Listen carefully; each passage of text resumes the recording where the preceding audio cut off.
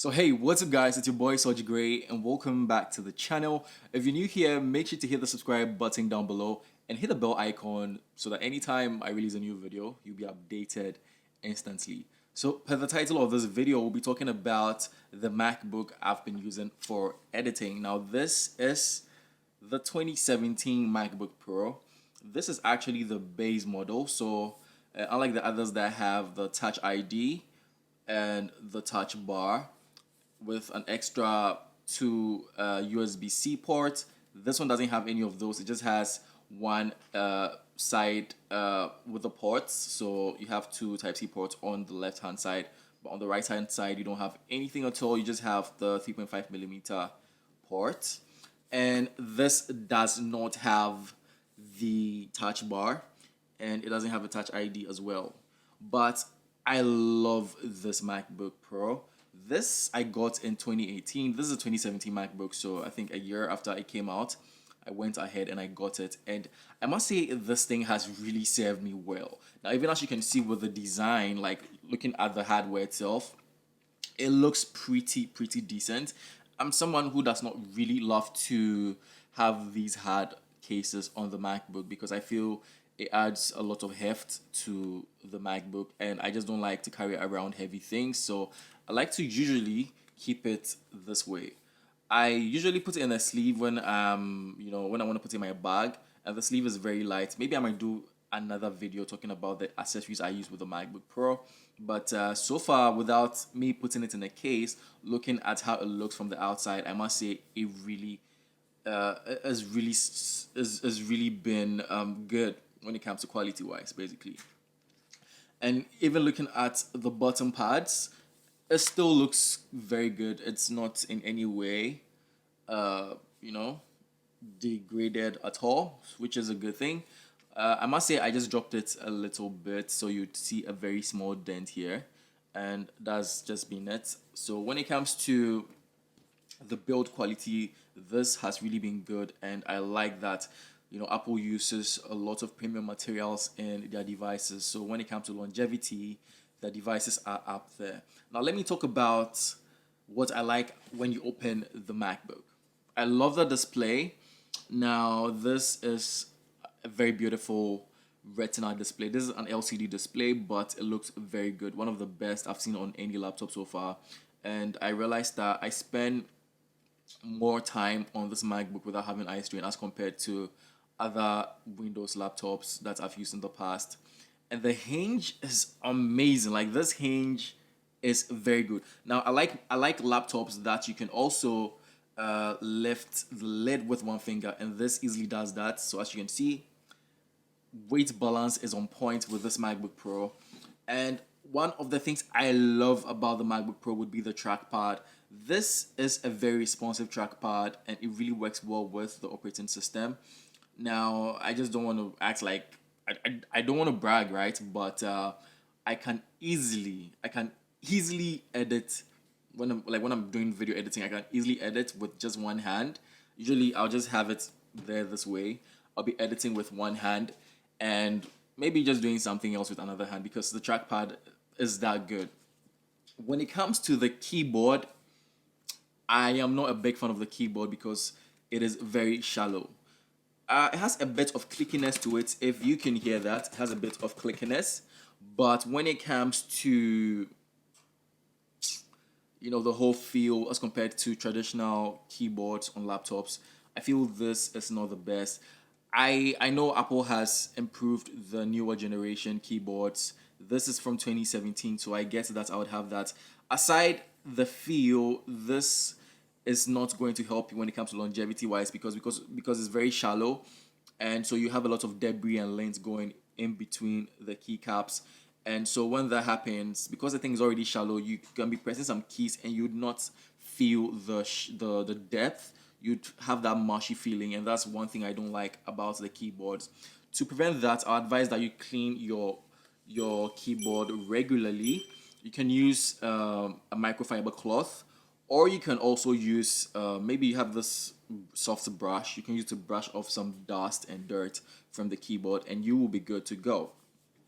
Now, even though this is a 2017 MacBook Pro, I'm running Big Sur on this guy, and I must say it's been very good. Usually with old devices, running new operating system on old devices, you might face some issues, but I've not faced any issue at all with Big Sur. Big Sur has actually been amazing. I really love the new icons. They look crispy. They look different. They look more of iOS than the former MacBook interface.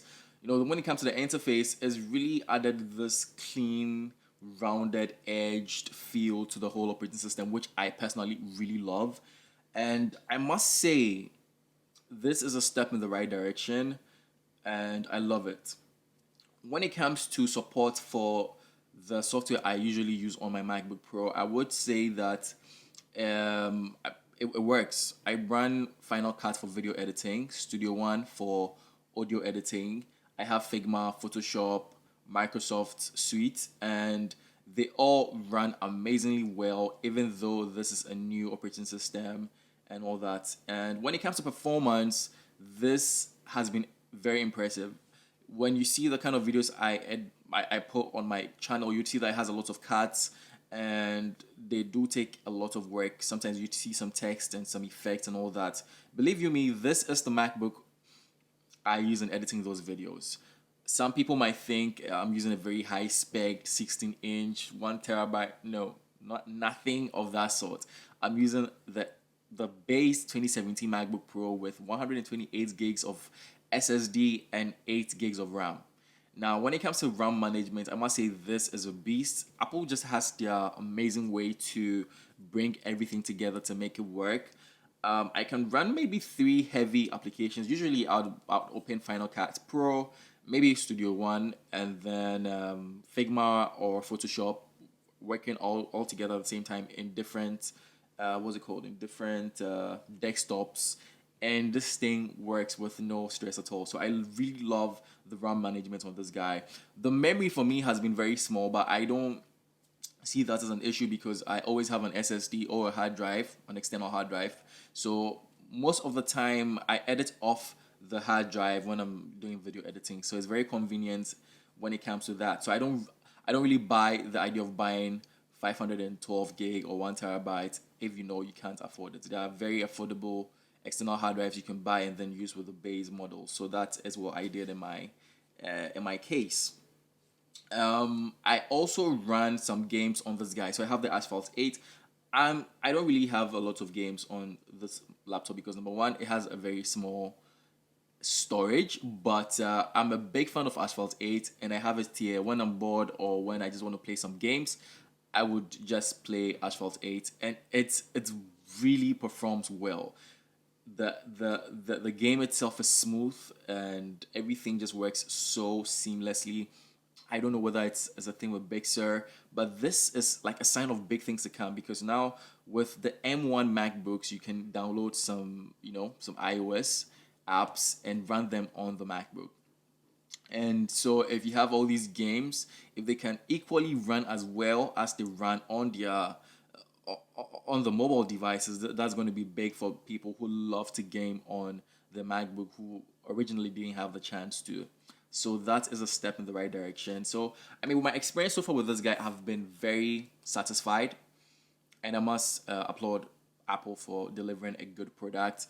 I don't think they did in any way. I don't think in any way they kind of downgraded this so that people can buy the bigger models or the higher spec models. Even with the base model, you're still going to get a lot from it. You're still going to get the bang for your buck from the base model, as I have done. So if you're in the market looking for a MacBook Pro, you've ever considered getting the 2017 MacBook Pro, maybe used, and you were thinking about whether this is good. Is it good for creators? Is it good for a sound engineer? Is it good for someone who wants to do video editing? This is coming from me. This is good. Number one, durable. The battery is good. You have an amazing display, and performance-wise, it's got you covered. Well, sometimes I would have some drops when I'm video editing, but that's just normal. It's not very drastic. It's just very subtle, so it shouldn't be an issue at all for you. And basically, that is my experience with the 2017 MacBook Pro. I hope you enjoyed this short but comprehensive video. I go by the name Soji Gray. I'll be making more content with regards to Mac OS, my MacBook Pro journey, and all that. So if you think you're going to love content like that, make sure you subscribe to the channel, hit the subscribe button, hit the bell icon so that anytime I release these videos, you will be updated instantly. I'll catch you guys in the next one. I'm signing out.